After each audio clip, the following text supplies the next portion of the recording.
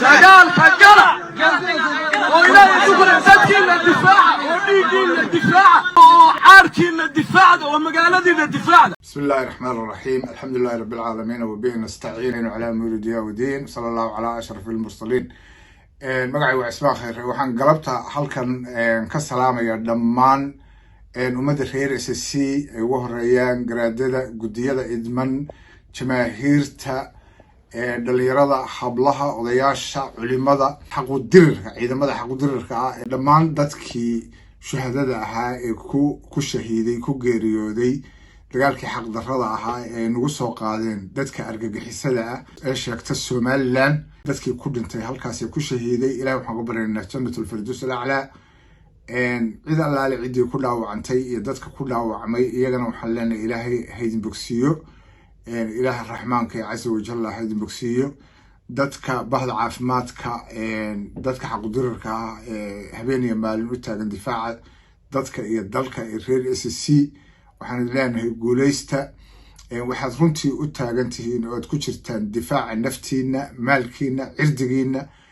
nasabadiina jiritaankiina garaadada iyo gudiyada iyo culimada iyo siyaasiyiinta iyo takhaatiirta hablaha iyo raggaba leh iyagana waxaan leenahay habeen iyo maalin u taagan difaaca dadka iyo dalka mid siyaasadeed iyo mid difaacba u taagan iyagana waxaan leenahay guuleysta. intaa kadib waxaan runtii joogaa anigoo ku hadlaya afka dhammaan waxgaradka iyo jaaliyadaha dibadaha gaar ahaan UK waxaa muuqata weli in aan reer SSC reer Khaatumo aan ilaahda dhulbahante inuusan weli calaysnayn weli inaan dagaalku aynaan meeshii la rabay aynaan gaarsiisnayn runtii waxaan ku talin lahaa dagaalku in uu gaadho dadka kani waa dad haddii ay chance u helaan dadkan reer SSC reer Laascaanood gaar ahaan magaalada Laascaanood iyo dadka dhammaan reer SSC ee degmooyinka iyo gobollada kala duwan waa dad haddii ay chance u helaan xasuuqaya mid aan ka reebin af kasta ha ku hadleen uma kala harsana dagaal uma kala harsana beesha Isaaq hadday ciidan tahay waa ku wada jiraan hadday siyaasiyiin tahayna isku sibay qabaan hadday shacab tahayna isku sibay qabaan waxay qabaan in Sool iyo Sanaag iyo Cayn Ingiriisiyey oo dhulmahanta aanu lahayn oo iyagu leeyihiin waxay qabaan oo ay rabaan inay xaqiijiyaan in dhulmahanta la xasuuqo oo uu wax qaxay iyo wax dhinta noqdo baa Isaaq isku yaraaseen innagana waxaad moodaa runtii inaynan weli heerkaa gaadhin dadka walaalaha abaad markaysaa dad leh dadka deris baynu nahay baad arkaysaa dad leh war derisna ma nihin walaalana ma nihin maanta Jaanis u haray Isaaq oo uu ku xasuuqi lahaa dadkan iyo deegaankan ma jiro wixii uu awood hayana ulama hadheen runtii ulama hadheen marka waxaan leeyahay dagaalku ha lagaga dhabeeyo ismaqalka in jamaahiirta ay wax maqasho oo kala dambeyn la yeesho oo qaab ciidan loo dagaalamo oo dharka midab kale ee furinta lagu galayo sida shaatiyada cadcad iyo buluug la joojiyo wixii la qabto oo gaadiid la qabto dad iyo gaadiid laga qabto in maamulka loo daayo iyo taliyaasha ciidanka oo aan ciidanku ku yaacin in kala dambeynta la ilaaliyo iyo ismaqalka haddii la doonayo in la guuleysto oo halgankan runtii laga midho dhaliyo oo la rabo in aynu goolkeena gaadhno dhalinyarada xaquudirirka ah ee hubaysan ee dagaalamaysa waa inaad u dagaalantaan qaab askari kala dambeyn askarigu meesha la yidhaahdo godka la geliyo waa inaanu ka bixin ilaa amar la siiyo la ka soo bax la yidhaahdo waa in meesha askariga la taago ee lagu hadlaynayo uu ku jiro haddiise marka gaadhi la arko ama meel wax lagu arko la yaaco dee halkii bay kasoo galayaan dhaawacaga iyo dhimashadaada badanaya ismaqalku waa muhiim midnimada oo la ilaaliyaa waa muhiim midnimada waa in la ilaaliyo waa in laga daayo dagaalka jifi iyo hebel iyo reer hebel iyo waxa way laga daayo dagaalkani waa reer SSC waa reer Khaatumo iyo hiil walaal marka dagaalku waa leeno soo hiiliyay hiil walaal bay noo yimi waxay dagaalamayeen 2 bilood baa hadda dagaalamayeen dagaalku socday ilaa iyo hadda runtii waxyaalaha dagaalkeena lug dambeedinaya inaynu horumar samayno waxyaalaha maaragtay lugta inaya waxa kamid ah number 1 ismaqal la'aan baa kamid ah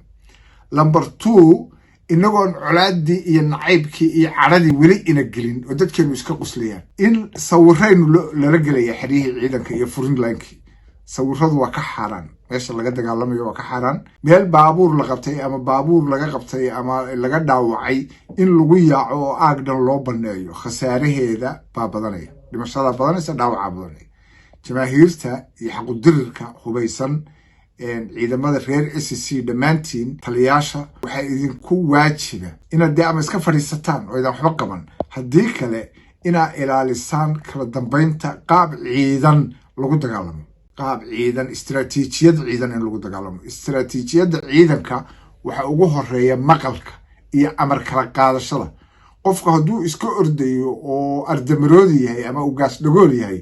guul ma gaadhayo taana idin idhi qof gaas dhagoolihii dal ma xoreeyo adduunka lama sheegin gaas dhagool intuu meel qabsaday meel xoreeya lama sheegin waxaa idinla dagaalamayaa waa idinka soo horjeeda waa ciidamo dhisnaa 30 sano iyo saa'id waxaa la rabaa in lagu talagalo taatiigii istiraatiijiyadii oo ay ugu horeyso ismaqalka iyo kala dambeynta garaadada waa in laga amar qaato guddiyada waa in laga amar qaato taliyaasha ciidanka waa in laga amar qaato odayaasha iyo dadka khibradda leh ee aqoon-yahanada waa in laga amar qaato waa in qofba qofka kale uu ka amar qaato dadku haddii uusan aqoonin ama uusan gaadhin inay kala amar qaataan guul ma gaadhaan waxna ma xaqiijiyaan haddii aan la midaysnayn oon hadafka iyo mabda'a loo socdo ee ah in SSC sool sanaag ilaa cerigaabo ilaa jiidari ilaa iyo hawd in laga xoreeyo cadowga kusoo duulay ee beesha isaaq dhammaanteed waa cadow waxay rabaan inay tirtiraan waxay idin rabaan inay dhulkiina la wareegaan labada qodob bay rabaan isaaq ama dowlad ha sheegto ama maamul ha sheegto ama reero iyo jilib ha kala sheegto wuxuu ka siman yahay dhulbahante inuu dhulkiisa la wareego oo yidhaahdo xuduud ingiriis baa jiri jirtay ugu marmarsoodo iyo in uu tirtiro oo xasuuqo inuu idin xasuuqayo oo hadday awood hayaan aanay habeenka caawa ah beesha isaaq dhulbahante hal qof ka reebteen waxaa idiin markhaati ah cisbitaaladii oo dhaawaci ku jiraan bay garaacayaan dukaanadii bay garaacayaan meheradihii bay garaacayaan oo madaafiic la dhacayaan iyo BM iyo artillery waxay duminayaan meeshii biyaha laga cabayay warshadii biyaha bay madfac la dhaceen oo dumiyeen 500,000 ee qof ku nooleed biyaha ka cabisay laydhkii bay jireen internetkii bay jireen habeen iyo maalin hoobiye iyo madfac iyo BM bay waxay la dhacayaan caasimadii reer SSC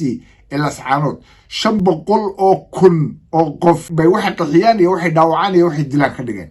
ma idin la tay marka raggeena dhalinyarada iska ciyaaraya baaburta eeganayo hadday chance helaan oo ay laascaanood gacantooda ku soo noqoto iyo dhulka SSC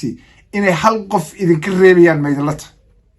ma idin ka reebayaan waxaad ogtihiin oo qof kasta ka dhalagsantiin guryihii ay dumiyeen madfaca iyo BM-ka iyo artillery-ga iyo tarantastaha iyo shilkaha iyo zuuga ay la dhaceen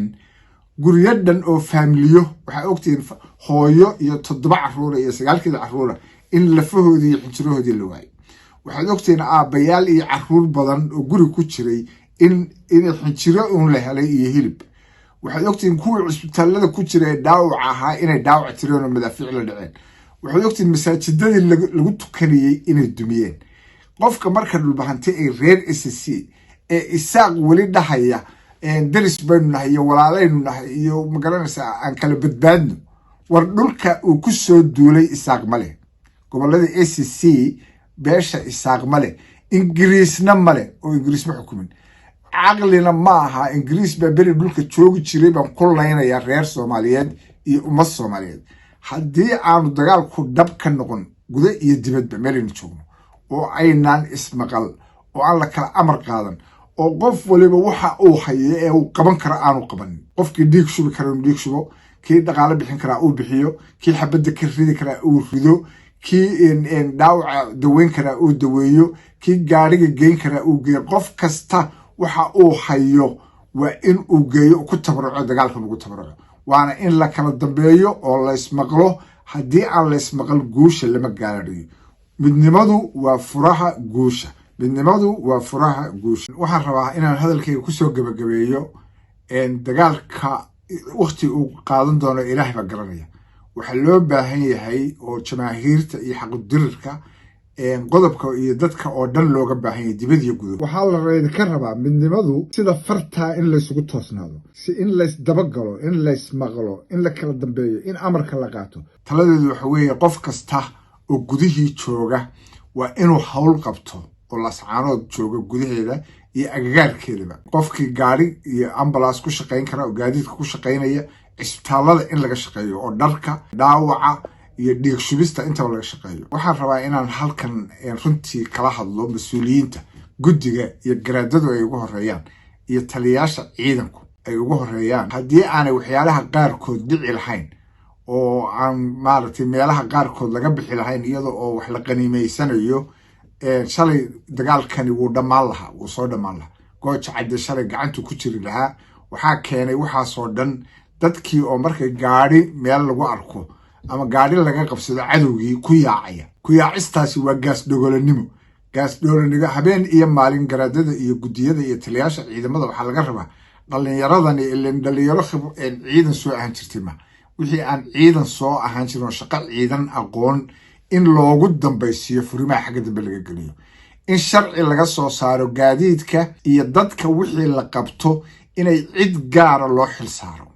oo aan qof waliba ku ordin inaan qof waliba TV iyo video iska duubin oo uusan wuxuu doono ku hadlin oo sirtii ciidamada iyo istiraatiijiyadii ciidamada uusan ka hadlin inuusan qof waliba dadka la qabtay maxaabiista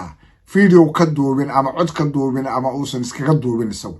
in dad gaara oo khaas ah loo sameeyo wax allaale wixii administrationka ku saabsan iyo maareynta aad u samaysaan garaadadow aad u samaysaan iyo guddigu ay u sameeyaan iyo taliyaasha ciidamadu dad gaar ah oo wixii la qabto ku shaqale oo maareeya oo maamulo loo sameeyo ciidamada in la baro in aan aagaga laga bixin in wax allaale wixii gaadiidaha la qabto aan ciidina lahayn ee uu leeyahay ciidanka SSC iyo qaranku leeyahay dhammaan reer SSC leeyihiin in sidaa dadka la baro oo laga dhaadhiciyo oo haddii la yidhaho qof walba waxaad qabsataad leedahay meesha waxa weye boob baa dhacaya isku qabsashaa dhacaysa wixii oo laysku qabsado oo laysku xabadeeya anaa qabsaday baa imanaysa gaadhiga la qabto iyo gaadiidka la qabto waa inuu noqdo gaadiid ciidanku leeyahay xogdirku leeyahay reer SSC leeyihiin dhammaantood waayo dee reer SSC oo dhan baa dagaal galay iyagoo dhan baa dagaal wada galay hadduu qof wax qabsan karayo keligii dee intuu dagaal galo ma soo qabsadeen ciidamada sharciyadoodu waa sida sharci ciidan ha laysku maamulo ha lagu dhaqmo hana lagu dagaalgalo wiilasha yaryar iyagoo shaadhaan buluuga sita qoryaha sita ee furinta gelaya waa in laga celiyo waayo shaatigu shayga la arkaya calaamadaihi waa yool marka yoolkaaga la helo waxaa la ogaanayaa agagaarkaaga oo dhan in ciidan ku jiro ciidanku waa inuu ciidda iyo dhirta u ekaada dharka ay qaadanayaan qofkii dharkiisu yool noqonayo yool ciidanka lagu soo bartilmaameedsado waa in laga reebo dagaalka oo aanu gelin dhar mugdiya dhar ciidda u eg dhar brown ah dhar tuutahoo kala ah weliba ka ciidda usii eg wixii la heli karo waa inay xidhaan ma aha shaatiyo buluuga iyo shaatiyo cadcad inay xidhaan aad iyo aad baan dhammaantiin idiin salaamayaa waxaan leeyahay guulaysta garaadada iyo guddiyada iyo taliyaasha ciidamada iyo xaqudirarka iyo hablaha habeen iyo maalin u taagan iyo bahda caafimaadka runtii gabdhaha caafimaadka iyo wiilashaba takhaatiirta iyo nerska ilaahay haydin guuleeyo ilaahay haydin liibaano waa idin soo ducaynaynaa waa idin garab taagannahay dal iyo dibad habeen iyo maalin heeganka aa ku jirtaan oo kalean ku jirnaa waa guulaysanaynaa midnimadu waa furaha guusha ismaqalku waa furaha horumarka iyo goolka la raba in la gaadho wuxuu ka bilowdaa in la ismaqlo oo amarka la kala qaato oo la kala dambeeyo asalaamu calaykum waraxmatullahi wabarakaatu